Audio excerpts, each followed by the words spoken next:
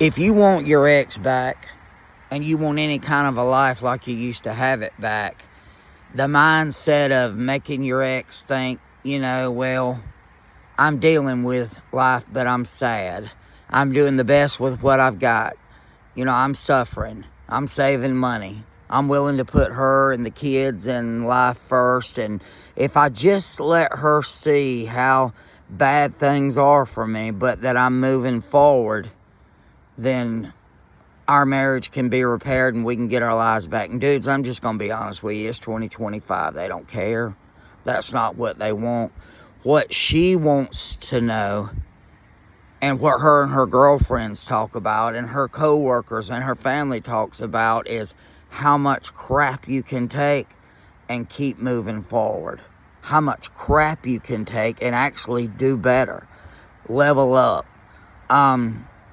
Me, I'm in the middle of a divorce, 6 months into it, and I'm actually doing better now.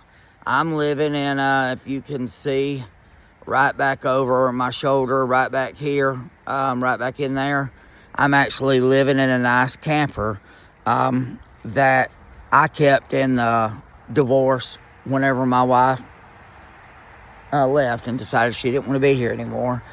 And at first, I was like, oh my God, I'm living in a camper, I'm living in a campground. I don't have the money that I had. I can't have my coffees. I can't have my things. And I got down. I got sad. I cried. I did everything that guys do. Doubted myself. Wondered, what was going on. What was I going to do? What did I do wrong? Everything must have been my fault. And then I started talking to a marriage counselor. And while not perfect, he gave me a lot of insight, and he taught me how to look at my life and look at life in general differently. Guess what? Yeah, I'm living in a camper, but it's a nice camper. It's got a slide out. It's a small area. I can keep it neat, and I can keep it clean. It is a very, very nice campground. Swimming pool, laundromat, walking trails. You can see around me there's lots of woods, there's lots of wildlife. In the area right here behind me, there's constantly deer out here walking around. My whole mindset of the type of people that lived in campgrounds changed. These are some of the nicest, kindest, sweetest people that you would ever meet. A few of them are down on their luck. The biggest majority of them are traveling workers. The area that I live in, there's a lot of gas pipelines. There's a lot of construction going on. So you get the guys that'll come in and they're from hours and hours away, 3 hours, 6 hours, 8 hours away. And they'll get a nice camper and they'll put it in this campground. And, they stay here during the week, and then on the weekends they go home. But I digress. My point is my life could be a lot worse than what it is. I'm actually not surviving. I'm actually thriving. I've lost weight.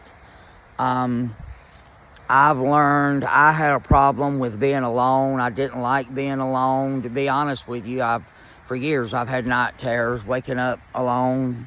I have finally conquered that. I've learned how to cook a lot better. I've learned how to love myself. I've learned that that I am worthy, that I'm a good guy, that if this is what life deals me, if this is what I'm left with, then I can make it. I can live. And I'm going to tell you something else, too, that's kind of crazy. I'm in my 50s, but me doing better, leveling up, losing weight, getting in the tanning bed, getting a new haircut, a new beard shave, changing my life up, getting my confidence back, getting my swagger, feeling like when I walk in the room, even if they're not, that everybody might be looking at me, putting that bounce back in my step. I'm starting to have women approach me. And that has not happened in a very, very long time. Now, guys, I had let myself go. I had. I didn't have the bounce in my step anymore. I had got complacent. I had, even though I'm not old, I had turned into the grandpa. And there's nothing wrong with that. But my wife is several years younger than me. And very pretty lady. And I just wasn't giving her what she deserved. Now, I'm not sitting here going to cry, woe is me, everything was all my fault, I made all the mistakes, I'm the reason that the divorce happened. That's not true. That is not true. It is not all me. Did I have a lot to do with it? I did. I really did. And but I see the error of my ways, and I also see that it wasn't all me. There were things that I could have done differently. I could have stood up for myself. I could have made myself a little bit of a challenge. I could have lost the weight, got the haircut, wore some different clothes. I could have made my wife proud to have me as her husband. I could have done what I do now when I walk in a room, have that gleam in my eye and that bounce in my step. And I could have had, made my wife happy that she's walking into a room with me. Happy. And maybe a little bit jealous that there are other women that are actually looking at me. Women are like guys and anybody else. Dude, you know darn well that when you walk into a room, and as long as the guy's not a creepo or a weirdo, but when the guys turn and look at your wife, or you're in a store and the guys turn and look at your wife, as long as they're not creepos or staring or approaching, guys, if we're honest, it makes us feel good. It sends a little shiver down our spine. I know I've said it in my head, yeah, she's with me. I know she's fine. I know she's beautiful. I know she's gorgeous. She's with me. She's mine. That's my woman. Oh, yeah, I got what it takes. I'm the man. Well, women want that too. Women do. Believe it or not. It's not all that women want, but they want that too. They want to walk in a room and they want to, every once in a while, see a woman kind of glance twice at their man, feel like they've got a prize. They want to feel that way too. Now, is it always going to stay that way? No, it's not. Sorry for the noise in the background, but it's not going to always be that way. We're all going to age. We're all going to change. Things are going to happen, but stomping your feet and buckling down and saying, well, we've been married 20 years or 25 years and she should just accept the way that I am. Yeah, you keep thinking that way and you're going to wind up where I'm at. You're going to wind up in the middle of a terrible divorce, or at the very least, you're going to wind up in a very, very unhappy marriage. It's not 1950 anymore. Women are not just going to stay feeling like they were mistreated, unhappy, feeling like the guy could care less and that he's just going to turn into a slob that sits around playing video games and drinking beer all weekend long and barbecue. And they're just not going to put up with it, because there are a million other guys that they work with, that they hang out with, that they see every day, that are ready to step in and take your place. So you're going to have to put forth effort. And some people say, well, I've had guys say, well, it's not fair. I've been married 10, 15, 20 years. I should feel secure in my marriage. Yes, you should. You absolutely should. I agree with that. And life is not always fair.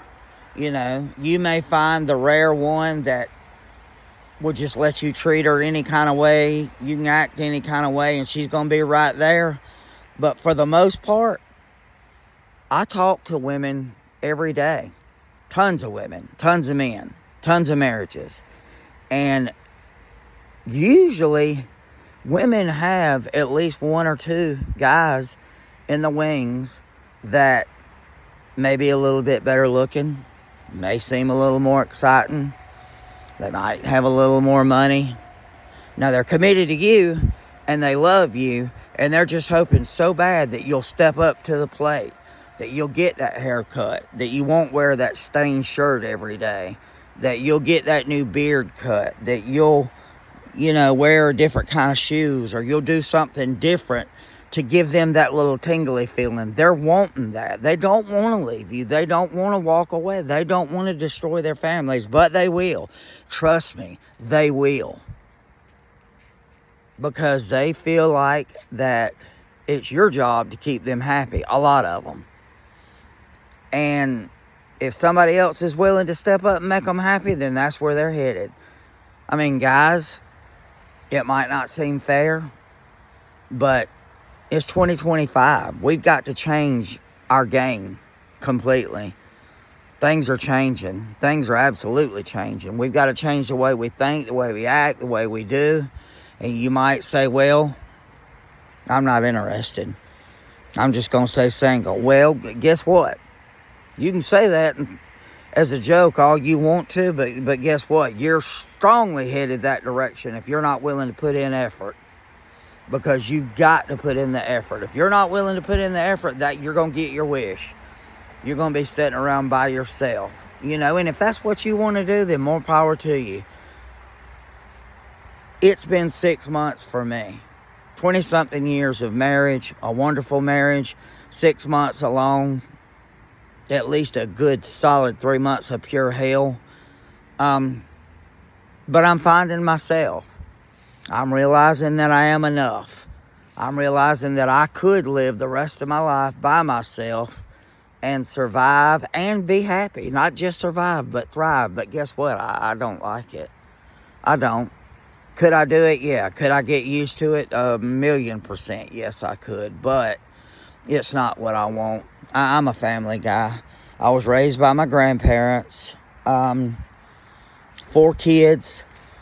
I'm just, like it or not, I think it's in my DNA. I just like being married. I'm a giver. I like doing things for people. I like doing things for my family. I like doing things for my woman. I like being supportive. Nothing makes me happier than seeing my woman smile. Bringing her favorite coffee and seeing that smile on her face during the day, it's my whole world.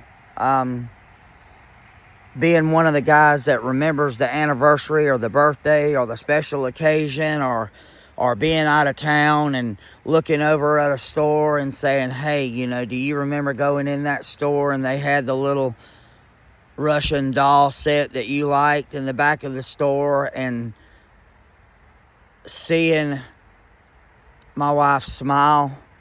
I don't want to get choked up here, but seeing her happy